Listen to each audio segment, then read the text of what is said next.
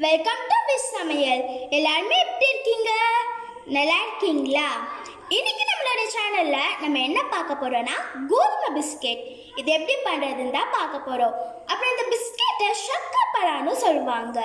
வாங்க இந்த பிஸ்கெட் எப்படி பண்றதுன்னு பார்க்கலாம். ஃபர்ஸ்ட் இந்த பிஸ்கெட் செய்வதற்கு தேவையான இன்கிரீடியன்ட்ஸ்லாம் பார்த்துக்கலாம். ஒரு டம்ளர் போல கோதுமை. ஆக்சுவலி இந்த பிஸ்கெட்டை நம்ம மைதாவில் தான் செய்வோம், ஆனால் நம்மளுடைய ஹெல்த்துக்காக நம்ம இதில் கோதுமையை சேர்த்துக்கிறோம். அதுக்கப்புறமா அரை டம்ளர் போல் சுகர். நாங்கள் ப்ரௌன் சுகர் எடுத்துருக்கோம், உங்களுக்கு வேணால் நீங்கள் ஒயிட் சுகர் கூட எடுத்துக்கலாம். அதுக்கப்புறமா ஒரு பிஞ்ச் போல் பேக்கிங் சோடா, ஒரு பிஞ்ச் போல் சால்ட், அப்புறமா ஒரு ஸ்பூன் போல் வெண்ணெய். இந்த வெண்ணெயை உருக்கிட்டு சேர்த்துக்கோங்க.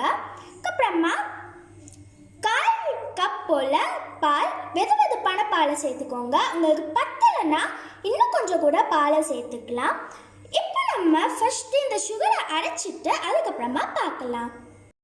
அப்புறம் அரைக்கிறப்போ சுகரில் ஏலக்காவை சேர்த்து அரைச்சிக்கோங்க. இப்போ பவுடர் பண்ண சுகரை ஒரு 3/4 கப் போல் எடுத்துக்கலாம். இப்போ நம்ம ஒரு பாத்திரத்தில் கோதுமையை சேர்த்துக்கலாம். இதில் நம்ம பவுடர் பண்ண சுகரை சேர்த்துக்கலாம்.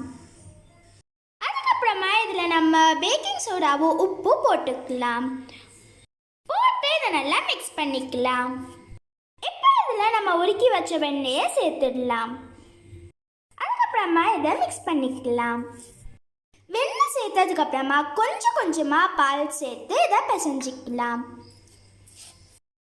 இதில் தண்ணி எதுவுமே ஊற்றாமல் பாலையே தான் பிசைஞ்சிக்க போகிறோம். இப்போ இதில் இன்னும் கொஞ்சம் பால் சேர்த்துக்கலாம். இப்போ நம்ம பால் சேர்த்த உடனே இது தண்ணி ஆயிடுச்சு, அதனால இதில் இன்னும் கொஞ்சம் கோதுமையை சேர்த்துக்கலாம். சேர்த்து இதை பிசைஞ்சிக்கலாம். உங்களுக்கு தண்ணி ஆயிடுச்சுன்னா கவலைப்பட வேண்டாம், இன்னும் கொஞ்சம் கோதுமையை சேர்த்து இது மாதிரி பால் மாதிரி பிசைஞ்சு வச்சுக்கோங்க.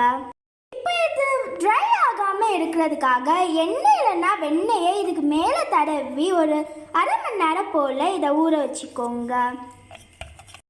அரை மணி நேரத்துக்கு அப்புறமா இதில் எப்படி பிஸ்கெட் பண்ணுறதுன்னு பார்க்கலாம்.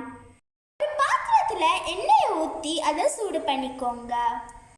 இப்போ அரை மணி நேரம் ஆயிடுச்சு. இப்போ அதில் இருந்து ஒரு ரவுண்ட் பெரிய சைஸ் பவுலில் இது மாதிரி உருட்டி வச்சுக்கோங்க.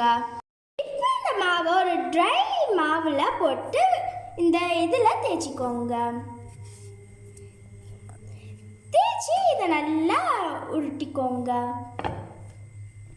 இந்த மாதிரி மொத்தத்தில் இருக்கணும். இப்போ நம்ம இது மாதிரி கட் பண்ணிக்கலாம்.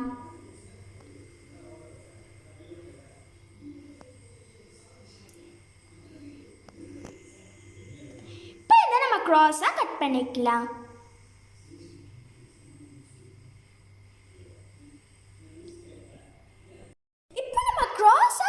வச்சதெல்லாம் இது மாதிரி தனித்தனியாக எடுத்து வச்சிடலாம். இப்போ எண்ணெய் காஞ்சதுக்கு அப்புறமா ஒவ்வொரு பிஸ்கெட்டை இதில் எடுத்து போட்டுடலாம். போட்டு இதை ஃப்ரை பண்ணிக்கலாம். இந்த மாதிரி ப்ரௌன் கலர் ஆனதுக்கு அப்புறமா ஆயிலை வடிச்சிட்டு இதை எடுத்து தனியாக ஒரு பிளேட்டில் வச்சிடலாம். அதே மாதிரியே நம்ம அடுத்த பிஸ்கெட்டையும் போட்டு எடுத்துடலாம். உருட்டுறப்போ இந்த திக்னஸில் இருக்கணும். ரெடி ஆயிடுச்சு. ஆயில் எல்லாத்தையுமே வடிச்சிட்டு இதை எடுத்துடலாம். இப்போ கோதுமை பிஸ்கெட் சூப்பராக டேஸ்டியாக ரெடி ஆயிடுச்சு. ஆனால் இதை நீங்கள் செஞ்ச உடனே இது நல்லா சாஃப்டாக தான் இருக்கும். நல்லா ஆனதுக்கு அப்புறமா தான் மொறுமொறுன்னு இருக்கும். அப்போ இதை எடுத்து சாப்பிடுங்க. பாருங்க, இது இப்போ ஆறிடுச்சு. எவ்வளோ மொறுமொறுன்னு இருக்குன்னு பாருங்க. பார்த்தீங்களா எவ்வளோ மொறுமொறுன்னு இருக்குன்னு? கோதுமை பிஸ்கெட் சூப்பராக டேஸ்டியாக ரெடி ஆயிடுச்சு. இந்த ரெசிபியை நீங்களும் உங்கள் வீட்டில் ட்ரை பண்ணி பார்த்து எப்படி இருக்குன்னு மறக்காம கமெண்ட் பாக்ஸில் கமெண்ட் பண்ணுங்க. இப்போ உங்களுக்கு இந்த வீடியோ பிடிச்சிருந்துச்சுன்னா விஷ் சமையலை லைக் பண்ணுங்க, ஷேர் பண்ணுங்க, சப்ஸ்கிரைப் பண்ணுங்க. அப்புறம் மறக்காம கூடவே இருக்கிற அந்த பெல் ஐக்கானையும் கிளிக் பண்ணிக்கோங்க. அப்போதான் நாங்கள் போகிற வீடியோ நோட்டிஃபிகேஷனில் வரும். இன்னொரு வீடியோவில் அவங்கள நாங்கள் சந்திக்கிறோம். பாய்.